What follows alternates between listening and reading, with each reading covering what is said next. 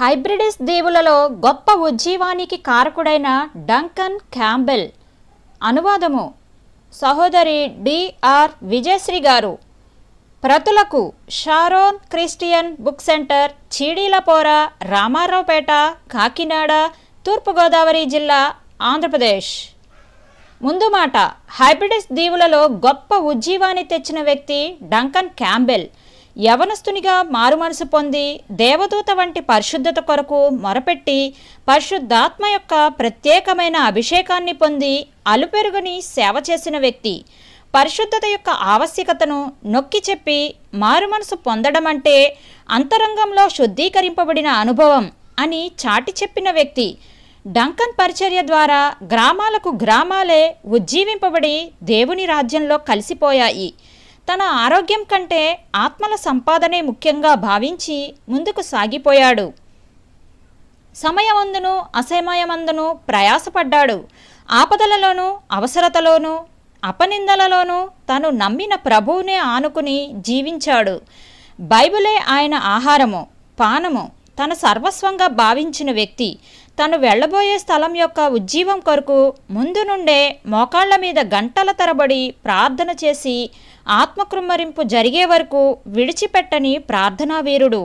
క్రైస్తవ జీవితం అంటే పోరాటమని చెప్పి తుది శ్వాస విడిచే వరకు సిలువ జెండాను క్రిందికి దించకుండా వీరోచితంగా పోరాడిన ధీరోదాత్తుడు, యుద్ధవీరుడు డంకన్.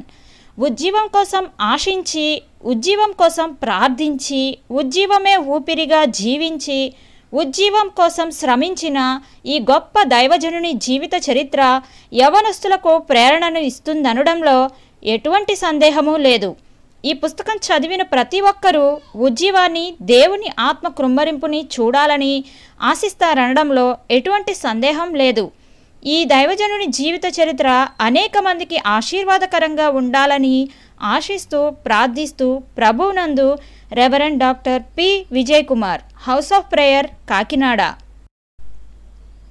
హైబ్రిడిస్ దీవులలో గొప్ప ఉజ్జీవానికి కారకుడైన వ్యక్తి డంకన్ క్యాంబెల్. కామస్లియత్ అనే గ్రామంలో జన్మించి తల్లి యొక్క ప్రార్థనా జీవితం ద్వారా ప్రభావితం చేయబడి లేతప్రాయంలోనే రక్షణానుభవాన్ని పొందాడు.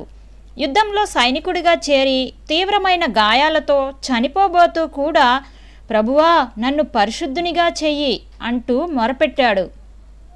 నిత్యము పరిశుద్ధాత్మ నడిపింపును కలిగి దేవునికి అతి సన్నిహితంగా జీవించాడు. తన ఆరోగ్యం హరించిపోతున్న ఆత్మల రక్షణ ప్రధానంగా భావించిన వ్యక్తి డంకన్.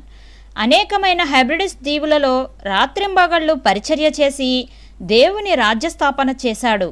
స్కై అనే ద్వీపములోనూ దాని చుట్టుపక్కల ఉన్న దీవులలోనూ ఆయన పరిచర్య ద్వారా గొప్ప ఉజ్జీవం వచ్చింది. పామరులైన అనేకులు ప్రభు తట్టు తిరిగారు. ఒక వ్యక్తి దేవునికి సమర్పించుకుంటే దేవుడు అతనిని ఎంత గొప్పగా వాడుకోగలడో అనే దానికి డంకన్ జీవితమే ఒక నిదర్శనం. ఉజ్జీవం పట్ల ఆసక్తి గలవారందరూ తప్పకుండా వినవలసిన పుస్తకం ఇది.